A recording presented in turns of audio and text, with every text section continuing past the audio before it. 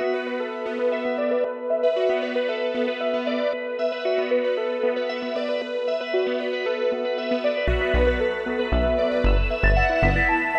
اللہ الرحمن الرحیم۔ السلام علیکم ناظرین۔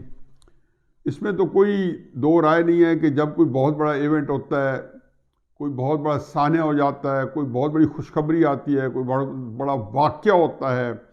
آپ کسی کا کرکٹ کا ورلڈ کپ جیت جائیں یا ہار جائیں، آپ کوئی بہت بڑا الیکشن جیت جائیں، الیکشن ہار جائیں، اور کوئی بہت بڑا کوئی جنگ جیت جائیں، جنگ ہار جائیں، اس طرح کی ہر دو صورتوں میں بڑے عرصے تک اس پہ گفتگو ہوتی رہتی ہے اور اس کے پلسز اور مائنسز دیکھے جاتے ہیں۔ یہ چیز ریزونیٹ کرتی رہتی ہے، گونج ہوا میں آواز رہتی ہے، اور خصوصاً جو بلدیات کا الیکشن جو کے پی کا ہوا ہے، اور جس طریقے سے ایک جو اپسٹ رزلٹس آئے ہیں، توقعات کے بالکل برخلاف، کوئی بندہ اس طریقے کا اندازہ نہیں کر سکتا تھا۔ اس میں دو وجوہات ہیں، ایک تو تحریک انصاف والے جو جھوٹ بول رہے تھے اور جس طریقے سے طفل تسلی اپنے آپ کو بھی دے رہے تھے، لوگوں کو دے رہے تھے، تو لوگوں نے اور میڈیا جس طریقے سے ان کو ایکسپورٹ کر رہا تھا، تو لوگوں نے سوچا کہ شاید یہ صحیح کہہ رہے ہیں، اور اس کے اندر سارے لوگ بہہ گئے، جو لوگ خصوصاً ہمارے جیسے جو کے پی سے تعلق نہیں رکھتے۔ 12 رزلٹ سامنے ہے، اس پہ موضوع ہمارا یہی ہے، اور پتہ نہیں اگلے کتنے دن رہنا ہے مجھے نہیں پتہ، لیکن اس نے چونکہ پورے اثرات مرتب کرنے ہیں، اسی موضوع پہ ہی ہم اس کی مختلف پہلو روزانہ کوئی نہ کوئی پہلو اس کو لے کے اس کے ڈسکس کرتے رہیں گے۔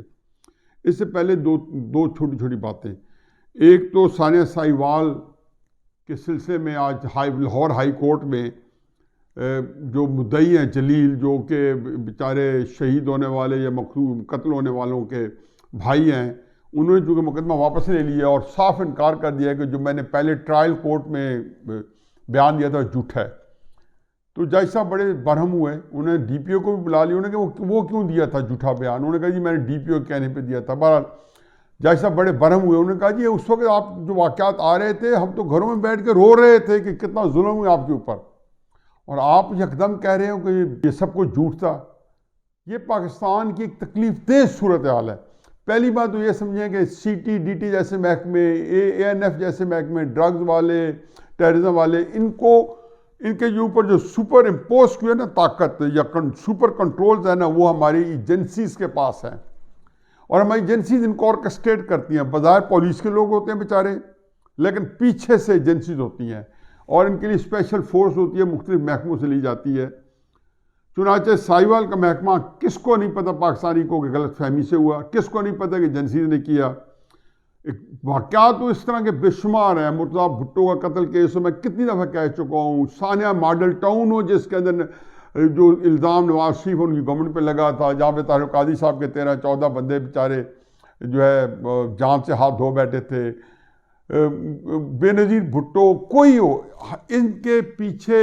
ایک خاص سازش ہوتی ہے اور خاص قسم کے لوگ جو ہوتے ہیں آرکسٹریٹ کر رہے ہوتے ہیں، اور بے شمار چیزیں جو میں واقعات دیکھتے رہتا ہوں جہاں پہ کئی دفعہ فساد ہو جاتے ہیں، وکیل ڈاکٹروں سے لڑ پڑتے ہیں، تو اس کے پیچھے وہی ہاتھ کار فرما ہوتے ہیں جنہوں نے ثانیہ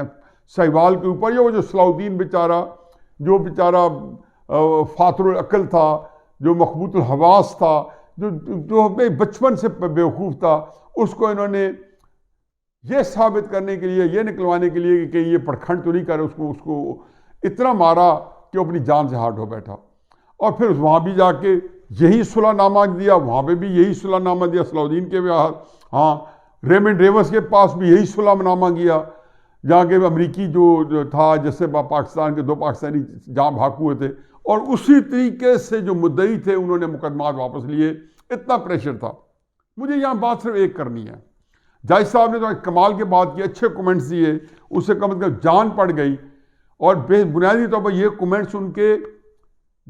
جو ثانیہ ساہیوال میں جاں بحق ہونے والوں کے لواحقین کے لیے نہیں تھے، جو جھوٹ بول رہے تھے کہ ہم نے تو دیکھا ہی نہیں ہے، ہمیں تو پتہ ہی نہیں ہے، ہم نے تو سنا بھی نہیں ہے۔ یہ کومنٹس تھے ان کے بیسیکلی پاکستان کی ان قوتوں کے خلاف جنہوں نے پاکستان میں چاہے وہ مسنگ پرسنز ہوں، چاہے اس طرح کے واقعات ہوں، ات مچا رکھی ہے۔ میں صرف جہاں پہ جنرل باجوہ صاحب سے ایک بات کرتا ہوں، چونکہ وہ بنیادی طور پہ بہت بڑی پوزیشن پہ ہیں، ماشاءاللہ ان کے قبضہ استبداد میں نہ صرف اپنی پاکستان کے افواج پاکستان ہے، ساری ایجنسیز ہے، پورا پاکستان ہے، ان کا ایک نام ہے، ان کا ایک روب ہے، ان کی بات ہے، وہ جو کئی باتیں جو طے کر رہی ہوتی ہیں اسی کے مطابق پاکستان میں چلنا ہوتا ہے۔ یہ سوچیں کہ آیا اگر کسی نے غلطی کی ہے، اگر وہ غلطی ہمارے اداروں کی طرف سے ہوئی ہے تو کیا ان کو سزا نہیں ملنی چاہیے؟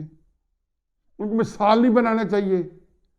کیا انسانی خون اتنا عرضہ ہے پاکستان کا، ایک عام آدمی کا، غریب آدمی کا، کہ کوئی پوچھ رہا ہو؟ ٹھیک ہے آپ نے ان کو دبکا لیا، ان کو دھمکا لیا، ان کا معاملہ کر لیا، ان کو پیسے دے دیے، ان کے آگے ہاتھ جوڑ لیے، منت سماجت کر لی، صلاح الدین کے گھر والوں کا یہی کر دیا، ہر جگہ پہ یہی معاملہ ہو رہا ہے۔ حضور یہ واقعات جو ہیں، انہی واقعات نے ہمارے بڑے بڑے سانحہ جات کو جنم دیا ہے، اور اگر اس کے اوپر آپ نے کڑی سزا نہ رکھی تو یہ پھر آپ جو ہے اس کو پوری قوم بھگتے گی،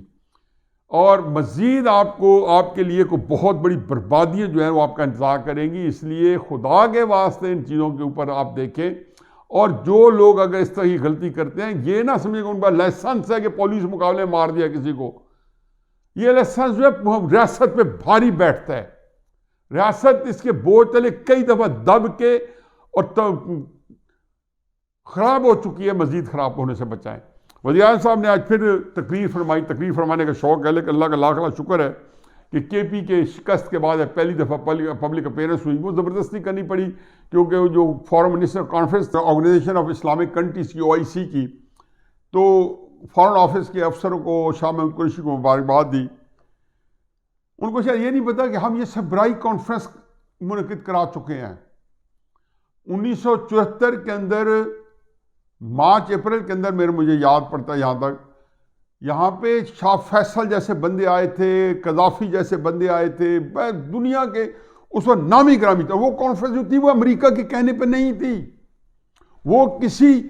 سرکس کے اوپر کٹھ پتلیوں کی طرح یہ تاریں اڑا کے یہ کانفرنس نہیں کرائی گئی، تو یہاں کرائی گئی ہے، جو امریکہ کے کہنے پہ کرائی گئی ہے، اور اس کے اندر ایک لمیٹڈ مینڈیٹ تھا، اس میں تھا مسلمان ملکوں کو اکٹھا کر کے آزاد ہونے کی طلب تھی۔ یہ علیحدہ بات ہے کہ اس کانفرنس کا خمیازہ بھٹو صاحب کی جو پھانسی ہے، یا بھٹو صاحب کے خلاف جو کیمپین ہے، اس اور شاہ فیصل کا سال کے بعد جو ہے شہید ہو جانا ہے، اسی کانفرنس کے پرتوں میں تھا کہ اس کے بعد مسلمانوں نے اکٹھا ہونے کی کوشش کی تھی۔ امریکہ نے کہا نہیں یہ نہیں ہو سکتا، میں آپ کو کڑی سزا دوں گا، حالانکہ سارے ملک جو تھے امریکن کے سائڈ پہ تھے، کولڈ وار کا زمانہ تھا روس کے مقابلے میں۔ چنانچہ عمران خان صاحب پہلے تو ذہن میں رکھیں کہ پاکستان نے جو OIC کرائی ہے اس سے بڑی کانفرنس پاکستان جب کبھی کرائے گا تو پتہ چلے گا، یہ ممکن نہیں تھا، بھارت حکومت کو بڑا کریڈٹ جاتا ہے۔ دوسری بات فرما رہے ہیں کہ ہم نے افغانستان کے اندر دوسروں کی جنگ میں حصہ لیا، تو یہ اکثر کہے جاتے ہیں مشرف کے ساتھ جنرل ضیاء الحق صاحب کے وقت میں بھی، قطع نظر اس کے کہ میں جنرل ضیاء الحق کے مارشل آرٹ سے متفق نہیں ہوں، قطع نظر اس کے کہ میں سمجھتا ہوں کہ اگر جنرل ضیاء الحق صاحب کے وقت میں ذوالفقار علی بھٹو صاحب ہوتے، یا کوئی نواز شریف صاحب ہوتے، یا اس سے پہلے کے ایوب خان ہوتے، کوئی اور ہوتا، یہ فیصلہ اس وقت یہی ہونا تھا۔ یہ کوئی 2002 کا نہیں تھا کہ مشرف صاحب خود اتنے کمزور تھے، غاصب کیسے تھے، پاکستان میں قبضہ کر کے بیٹھے تھے کہ ان کے پاس دوسری رائے نہیں تھی، امریکہ نے جو کہنا تھا اس کے اوپر ماننا تھا، اور جھوٹ بولنا تھا کہ پاکستان کے لیے کر رہا ہوں، نہیں، وہ امریکہ کے لیے کر رہے تھے اور اپنے اقتدار کو بچانے کے لیے کر رہے تھے۔ ضیاء الحق کا ہی مسئلہ نہیں تھا۔ دوسری بات یہ ہے وہ جنگ ڈالرز کی جنگ نہیں تھی،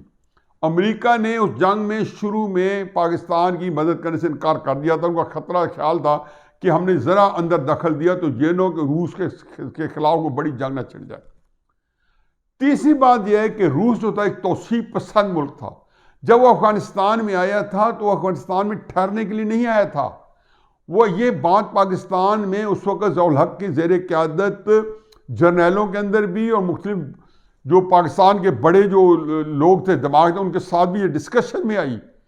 کہ جی روس اگلا کیا کر سکتا ہے، تو ساروں کو پتا تھا کہ روس گرم پانی تک بحیرہ عرب تک پہنچ جاتا تھا، بحیرہ عرب کے اندر دنیا کا اس وقت 90% تیل موجود تھا، آج تو تیل دنیا میں بہت جگہ نکل آیا ہے۔ 1979 میں 1980 میں سارا تیل جو تھے شہر جو ہرمز اسٹیٹ آف ہرمز میں اور یہ ساتھ گلف کنٹری میں عراق، ایران، سعودی عربیہ، بحرین، ابو دھابی، ان کے اندر سے تیل تھا اور سارا اسی جگہ موجود تھا۔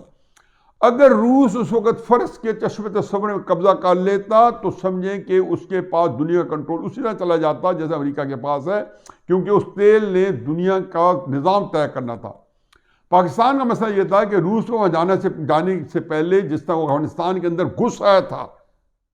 یہ کوئی ایسے نہیں تھا کہ جیسے کوئی مزے لینے کے لیے آیا تھا، کوئی اسامہ بن لادن کو تلاش کرنے کے لیے آیا تھا، یہ جھوٹی جنگ چھیڑنے کے لیے آیا تھا، کوئی 9/11 کا جھوٹا پرکھنڈ ہوا تھا، وہ جو اپنی بلڈنگ جو تھی جو کہتے ہیں جو ان کے خلاف بات کرتے کہتے ہیں سازشی تھیوری ہے، جو ورلڈ ٹریڈ سینٹر جو ڈیمالش ہوئے، وہ ایک علیحدہ سٹوری ہے جھوٹ کی، اور اسامہ بن لادن اور القاعدہ یہ ساری امریکہ کی ISS داعش یہ ساری امریکہ کی اپنی اختراع ہیں کسی نہ کسی طریقے سے، اور کیسے ہیں اس کی پوری جو ہے نا کوئی مورخ صحیح تاریخ لکھے گا کسی اثر و رسوخ سے بہر تو بتا دے گا۔ تو روس آیا تھا افغانستان میں، افغانستان کے پہاڑوں میں، یا اسامہ بن لادن کی نہیں، وہ آیا تھا گوادر جانے کے لیے پاکستان کے اوپر، اور بلوچستان کے اندر انہوں نے پورا نظام ایک رائج کیا ہوا تھا۔ ضیاء الحق کو میں کیوں ایڈمائر کرتا ہوں؟ اس جنگ کی وجہ سے کہ انہوں جرأت تھے، جبکہ بہت سارے فوج جرنیل کہتے تھے کہ ہم نے ذرا آگے کیا تو روس ہمیں تباہ کر دے گا، اس جنگ نے پاکستان بچایا ہے۔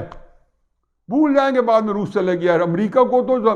جمی کارٹر کے وقت میں تو اسے کہا ہم $400 ملین دے سکتے ہیں، ضیاء الحق نے کہا یہ مونگ پھلی ہیں، پینٹس، یہ میں نہیں لیتا ہوں، آپ واپس کر لیں، ہم خود مقابلہ کر لیں گے۔ 1.5 سال جب تک ریگن نہیں آیا، پریزیڈنٹ رونلڈ ریگن، اور اسے 81 کے اندر اوتھ لیا، اور اس کے بعد انہوں نے سوچا کہ نہیں اگر پاکستان کی مدد کریں تو ان کا بھی گزارا چل سکتا ہے، کیونکہ روس کولڈ وار کے زمانے جا رہا ہے۔ تو اس وزیر اعظم صاحب آپ کہتے ہیں میں سب جانتا ہوں، میں ویسٹ منسٹر ڈیموکریسی جانتا ہوں، میں وہاں رہا ہوں، آپ کو صفر پتہ ہے۔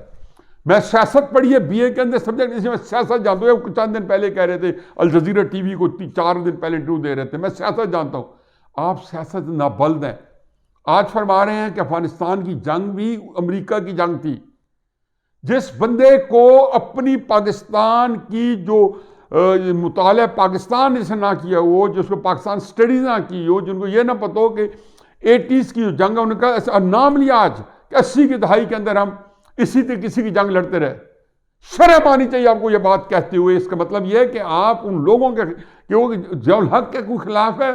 بالکل اس کا حق بنتا ہے، اور ضیاء الحق کے بہت ساری چیزیں ہیں جس سے اختلاف بھی کریں گے، اور پیپلز پارٹی والے بالکل صحیح اختلاف کرتے ہیں اگر ان کی کوئی تکلیف پہنچے۔ لیکن اس جنگ کے اوپر یہ تو بھٹو صاحب نے 74 کے اندر اس کا بندوبست کرنا شروع کر دیا تھا۔ استاد ربانی صاحب تھے، عبدالرحیم نیازی صاحب تھے، 74 میں انہوں نے بھٹو صاحب کے ساتھ، جب داؤد کی حکومت تھی، بھٹو صاحب نے وہاں پہ ایک نظام ترتیب دینا شروع کیا تھا۔ یہ میں پوری تفصیل بتاؤں گا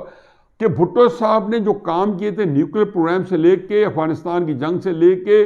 اسلامائزیشن سے لے کے، یہ بھٹو صاحب نے شروع کیے تھے۔ ضیاء الحق نے تو اس کو ڈبل کر دیا اور اس کو مزید انٹینسفائی کیا، اس کے رزلٹ لیے۔ اس لیے اپنی جہالت جو ہے وہ پاکستان کے اندر اسلام نہ کریں کہ عام آدمی اس غلط نیریٹو لے کے چلے۔ اگر آپ کو نہیں پتا تو زبان کو بند رکھیں بجائے جہلانہ بات کرنے کے۔ اور آخری بات یہ ہے کہ KP کا جو الیکشن ہے اس کے اندر روزانہ باتیں ہوں گی۔ آج وزیر اعظم صاحب نے فرمایا ہے، اور کیا فرماتے ہیں کہ ہم نے امیدواروں کے جو سلیکشن ہے وہ غلط کی ہے۔ کون کہہ رہے جو کہتے تھا ٹیم میں بنانا جانتا ہوں؟ یہ کتنے کب کہتے ہیں؟ الیکشن سے پہلے، الیکشن کے بعد ٹیم میں دوں گا، مجھے ٹیم بنانا آتی ہے، بندے میں دوں گا، ایسے امیدوار لاؤں گا کہ پاکستان کے مسائل حل کر دیں گے۔ 2018 کے الیکشن میں، اس سے پہلے میں، خیر آپ نے ٹیم کیا دینی تھی؟ ٹیم تو وہ انہوں نے دی، بڑی سرکار نے۔ ٹیم تو انہوں نے دی جو امپائرز تھے، ٹیم تو انہوں نے دی جو سلیکٹرز تھے۔ بہرحال آپ کو اس ٹیم کے اوپر گزارا کرنا پڑ رہا ہے، آپ کی تکلیف دہ صورتحال ہے۔ بزدار البتہ آپ کی ٹیم ہے، آپ نے دیا، اللہ آپ کو بھلا کرے۔ بزدار نے ساری اپوزیشن کا بھلا کرایا ہوا ہے۔ بزدار پلس جو ہے آپ نے محمود خان آپ نے دیا، اللہ آپ کا بھلا کرے۔ آپ کہتے ہیں جی کہ اگلا جو دوسرا مرحلہ آنا ہے اس کے لیے میرا خیال ہے کہ وہ اب اس سے زیادہ کڑا آئے گا۔ یہ تو پھر کوئی امپریشن تھا آپ کا، ایک بھرم تھا، بھرم نے ٹوٹنا تھا، بھرم ٹوٹ گیا، اور آپ فرما رہے ہیں اس کی میں خود نگرانی کروں گا۔ آپ نے آج تک جس چیز کی نگرانی کی ہے، شوگر کی نگرانی کی ہے، شوگر 150 تک ٹچ کی ہے۔ آپ نے جس چیز کی نگرانی کی ہے، انفیکٹ اس میں بات یہ نہیں کہ آپ نگرانی اچھی نہیں کرتے، نگرانی کے لیے جو اہلیت چاہیے وہ آپ کے اندر موجود نہیں ہے۔ اس اہلیت کی موجود نہیں ہے۔ شیخ جو پہنچے محشر میں اعمال نہ دارت، جس مال کے تاجر تھے وہ مال نہ دارت، آپ کے پاس وہ کیپیسٹی، وہ مال جو آپ بیچنا چاہتے ہو مال ہے ہی نہیں، آپ کیسے بیچیں گے؟ میں نگرانی کروں گا۔ لیکن ایک بات طے ہوا، جتنے بھانت بھانت کی بولیاں بولی جا رہی ہیں، کوئی فرما رہے ہیں مہنگائی کی وجہ سے ہمارے ہیں، فواد چودھری صاحب ذرا تھوڑا سا دیانتدارانہ ان کی تھوڑی سیاسی سوچ بھی ہے، وہ کہتے ہیں جی کہ یہ اگر کے پی نے یہ فیصلہ کر لیا فضل الرحمان کا ایک شدت پسند کا اور بھیڑیوں کے حوالے ہونا چاہتی ہے، یعنی کہ وہ تو خیر ان کا نیریٹو ہے بھیڑیے یہ تھے یا بھیڑیے وہ ہیں، یعنی کہ قوم کی جو وزڈم ہے، چاہے وہ میرے خلاف ہو یا میرے حق میں ہو، کوئی اس کو انڈرمائن کرتے ہیں، میرے نزدیک اس سے زیادہ کوئی لعنتی اور قابل مذمت آدمی نہیں ہے کہ پاکستانی قوم کو جانتا نہیں ہے کہ یہ جو بھی فیصلہ کرتے ہیں ٹھیک ہے میرے خلاف کر رہے ہوں، لیکن ان کی وجوہات ہوتی ہیں اور اتنا اچھا فیصلہ کرتے ہیں پاکستانی قوم جب بھی کرتے ہیں، ان کو آپ فیصلہ کرنے دیں۔ لیکن ہماری جو اسٹیبلشمنٹ ہے اور پھر جو بڑے دوسرے کردار ہیں وہ ہماری قوم کو فیصلہ کرنے نہیں دیتے، کہتے ہیں نہیں یہ تو جاہل قوم ہے، جاہل یہ لوگ ہیں جو کرتے ہیں اس طرح کی باتیں کرتے ہیں۔ یہ الیکشن جو ہے اس میں سب سے زبردست ٹویٹ تو مریم نواز کی تھی کہ تبدیلی جا رہی ہے جا رہی ہے جا رہی ہے، اتنی خوبصورت ٹویٹ ایک فقرے کے اندر سب کچھ بیان۔ باقی ان کا آج کی پریس کانفرنس بھی بڑی زبردست تھی کہ جہاں ہیلمٹ پہن کے جائیں۔ یہ واقعتاً بات یہ ہے کہ میں تو ہمیشہ کہتا تھا کہ تحریک انصاف کے لیے الیکشن کیمپین وہ الیکشن کیمپین جس میں ان کی حکومت نہیں ہوگی، یہ جب کیمپین کرنے جائیں گے ان کا کیا بنے گا۔ مجھے یہ آخری یقین تھا کہ میاں والی یا کے پی میں عمران خان اس آسانی سے کے پی کے اندر اڑ جائے گا۔ اس کا مطلب ہے اب ان کو میاں والی کی بھی فکر کرنی ہوگی۔ میاں والی کے اندر بھی جو میں یقین دل جمعی سے سمجھتا ہوں کہ عمران خان صاحب کا رسوخ بہت زیادہ ہے، لیکن کے پی کے رزلٹ کے بعد میرا یہ اعتماد متزلزل ہو چکا ہے، کیونکہ یہ تو اس کا مطلب ہے کہ کے پی کے پہلے راؤنڈ میں جہاں بہت بھرم تھا یہ نتیجہ ہے،